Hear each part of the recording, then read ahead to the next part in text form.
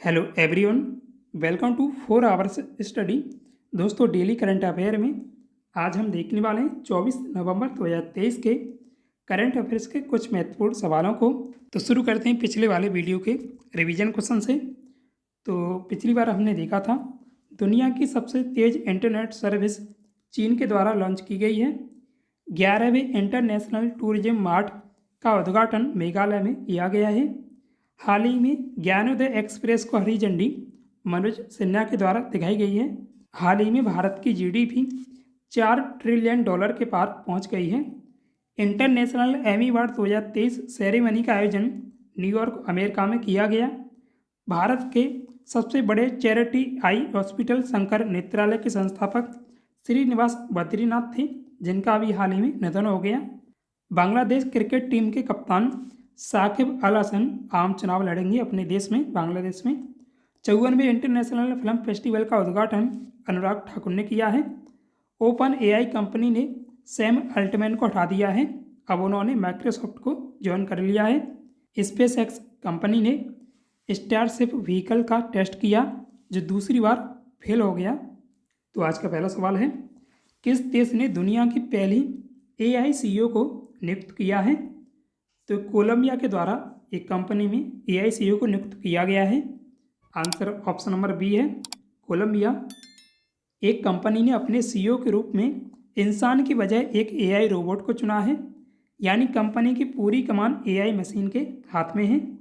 दरअसल कोलंबिया के कार्टाजेना में स्थित एक स्पिरिट ब्रांड डिक्टाडोन ने मीका नाम की एक रोबोट को अपने सीईओ के रूप में चुना है। बता दें कि मीका को हेंसन रोबोटिक्स और डिक्टाडोन ने मिलकर तैयार किया है। हेंसन रोबोटिक्स ने ही लोकप्रिय ह्यूमनॉइड रोबोट सोफिया भी बनाई थी। कंपनी डिक्टाडोन ने कहा है कि पहली सीईओ महिला रोबोट के रूप में मीका एक बोर्ड सदस्य है, जो डिक्टाडोर की ओर से संचालन करती है। कोलंबिया की राजधानी बोगोटा है और इसकी मुद्रा कोलंबियाई पेसो है। कोलंबिया के राष्ट्रपति गुस्तावो पेट्रो हैं। बंगाल का ब्रांड एम्बेसडर किसे नियुक्त किया गया है?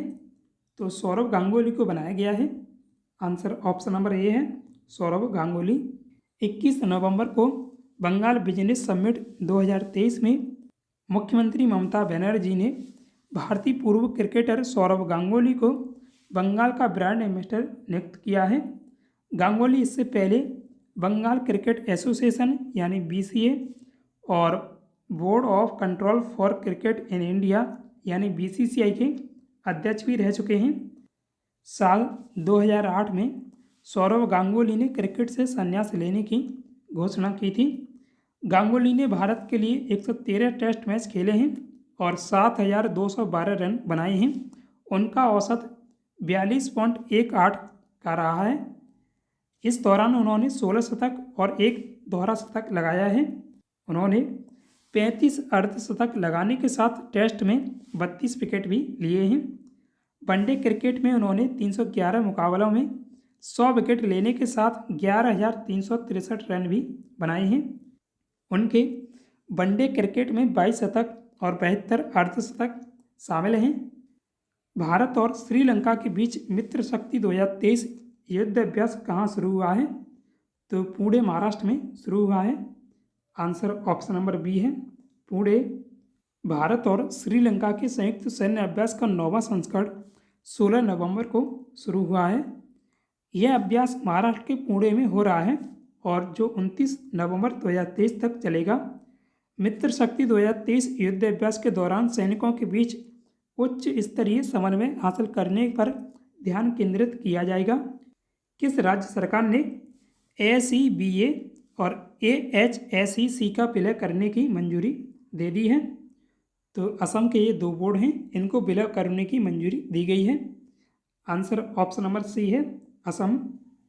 सिंगल बोर्ड में विलय असम कैबिनेट ने 16 नवंबर को 2 स्कूल शिक्षा बोर्डों यानी board of secondary education of Assam यानी ACBA और Assam higher secondary education council यानी AHSEC को एक सिंगल बोर्ड में विलय करने की मंजूरी दे दी है। इसे Assam state school education board यानी ASSE बी के रूप में गठित किया गया है। Board of secondary education of Assam यानी ACBA और Assam higher secondary education council यानी AHSEC का विलय करके Assam state school education board बनाया गया है। इससे पहले ACBA 10वीं कक्षा की बोर्ड परीक्षाएं आयोजित करा रहा था, जबकि AHSEC को 12वीं कक्षा की बोर्ड परीक्षा आयोजित कराने की जिम्मेदारी सौंपी गई थी। नॉर्थ ईस्ट स्टेट असम के शिक्षा मंत्री रणोज पेगू और मुख्यमंत्री डॉक्टर हेमंत बिस्व शर्मा हैं।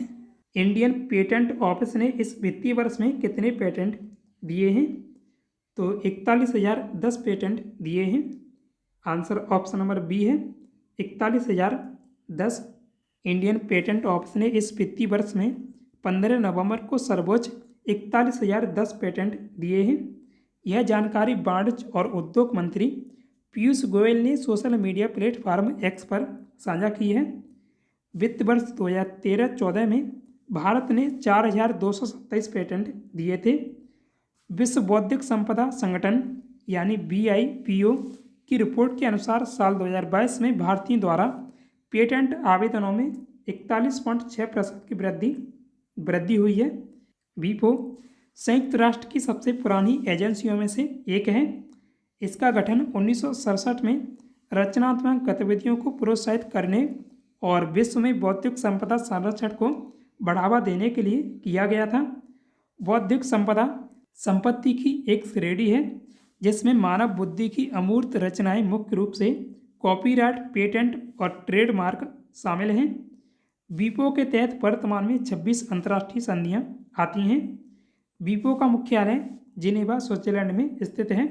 प्रत्येक वर्ष 26 अप्रैल को विश्व बौद्धिक संपदा दिवस मनाया जाता है। हाल ही में किस देश ने सेम सेक्स मैरिज को मंजूरी दे दी है? तो थाईलैंड सरकार के द्वारा ये मंजूरी दी गई है। आंसर ऑप्शन नंबर बी है थाईलैंड। 21 नवंबर को थाईलैंड सरकार ने कैबिनेट बैठक में सेम सेक्स मैरिज को मंजूरी दे दी है। सरकार इस नए बिल को दिसंबर में संसद में पेश करेगी, जिसके बाद मंजूरी मिलते ही इसे कानून बना दिया जाएगा। नागरिक संहिता में बदलाव के बाद थाईलैंड में समलैंगिक विवाह वैध माना जाएगा। थाईलैंड में सिविल और कॉमर्शियल कोड में सेम सेक्स मैरिज शब्द को बदलकर व्यक्ति और मैरिज पार्टनर कर दिया जाएगा। सेम सेक्स कपल को मान्यता देने के लिए पेंशन फंड कानून में भी बदलाव किया जाएगा। ऐसा होने पर थाईलैंड, ताइवान और नेपाल के बाद तीसरा एशियाई देश बन जाएगा जहां समलैंगिक विवाह मान्य होगा।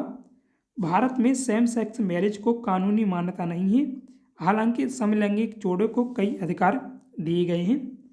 ब्रिटिश काल में IPC की धारा 377 के तहत समलैंगिक संबंधों को अपराध घोषित किया गया था।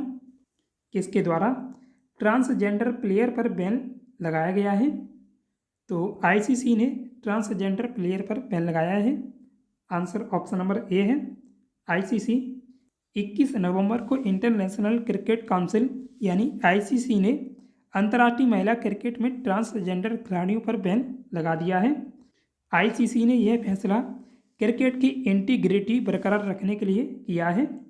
कनाडा टीम की डैनियल मैकगेही पहली ट्रांसजेंडर महिला क्रिकेटर हैं। हालांकि इस फैसले के बाद उन्होंने इस्तीफा दे दिया है। भारत में पहली बार साल 2023 में महिला IPL हुआ था, जिसे वुमेन प्रीमियम लीग यानी WPL के नाम से जाना गया। दुनिया के कई देशों में महिला फ्रेंचाइजी क्रिकेट विग वैग लीग खेला जा रहा है। विग वैग लीग में भारतीय महिला क्रिकेट भी हिस्सा लेती है। भारतीय पुरुष क्रिकेटर IPL के अलावा किसी भी फ्रेंचाइजी क्रिकेट में हिस्सा नहीं ले सकते हैं। ICC का हेडक्वार्टर दुबई, यूनाइटेड अरब अमीरात में स्थित है। प्रवर्तन निदेशालय ने बायजू रविंद्रन और think and learn private limited पर कितने करोड़ के जुर्माने का नोटिस भेजा है? तो इस पर 9,000 करोड़ रुपए का जुर्माना लगाया गया है। आंसर ऑप्शन नंबर बी है 9,000 करोड़ रुपए। 21 नवंबर को प्रवर्तन निदेशालय यानी ED ने बायजू रविंद्रन और think and learn private limited को 9,000 करोड़ रुपए का जुर्माने का नोटिस भेजना कन्फर्म किया है। ये नोटिस फॉरेन एक्सचेंज मैनेजमेंट यानी फीमा के उल्लंघन के मामले में जारी किया है। साल 2011 में बायजू रविंद्रन ने think and learn private company बनाई और साल 2015 में बायजूस ऐप को लॉन्च किया था। बायजूस की मौजूदा वैल्यूएशन $5.1 बिलियन है, यानी करीब 42,000 करोड़ रुपए है। सरकार ने फॉरेन करेंसी के फ्लो को कंट्रोल करने के लिए साल 1999 में फेमा एक्ट को बनाया था। भारत में साल 2022 में कितने प्रतिशत औसत वेतन वृद्धि दर्ज की गई है? तो ये 7.2% की वृद्धि दर्ज की गई है वेतन में।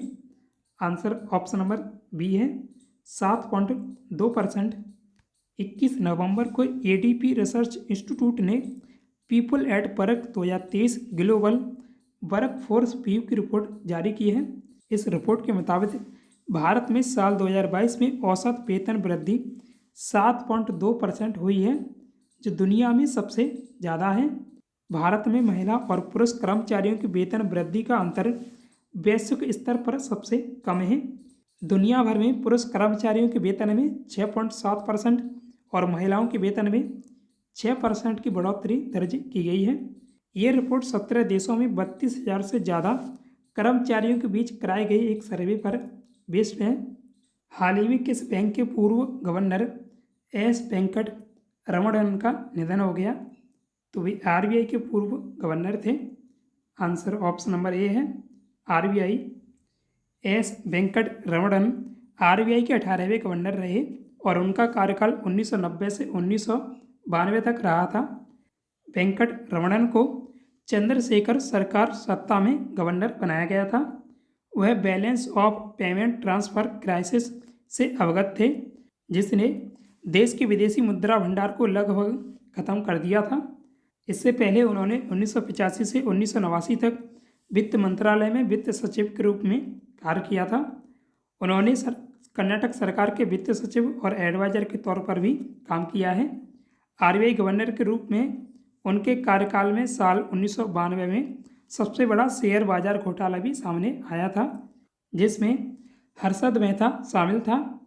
एस वेंकट रमणन का जन्म 1931 में नागरकोइल में हुआ था। वह तब त्रावणकोर रियासत के अंतर्गत आता था। तो आज के इस वीडियो में बस इतना ही। अब जानते हैं कल वाले सवाल का उत्तर। पहली बार किस देश के खगोल शास्त्री ओले रोमन ने प्रकाश की गति का माप प्रस्तुत किया था? तो वे डेनमार्क के वैज्ञानिक थे, खगोल शास्त्री।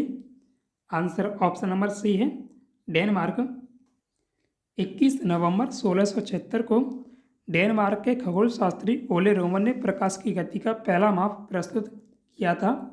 उन्होंने बृहस्पति के चंद्रमा आयु पर कब ग्रहण लगेगा इसकी गणना के आधार पर पेरिस की रॉयल एकेडमी ऑफ साइंस में अपने निष्कर्ष प्रस्तुत किए थे। तो आज का टेस्ट क्वेश्चन है, पैरा ओलंपिक में स्वर्ण पदक जीतने वाले पहले भारतीय खिलाड़ी कौन हैं? तो इसका आंसर आप कमेंट में दीजिएगा। सो दोस्तों, उम्मीद है आपको वीडियो पसंद आया होगा। वीडियो को लाइक करें, साथ ही डेली करंट अफेयर्स के वीडियो पाने के लिए अपने 4 आवर्स स्टडी चैनल को सब्सक्राइब भी कीजिएगा। Thanks for watching this video. जय हिंद, जय भारत।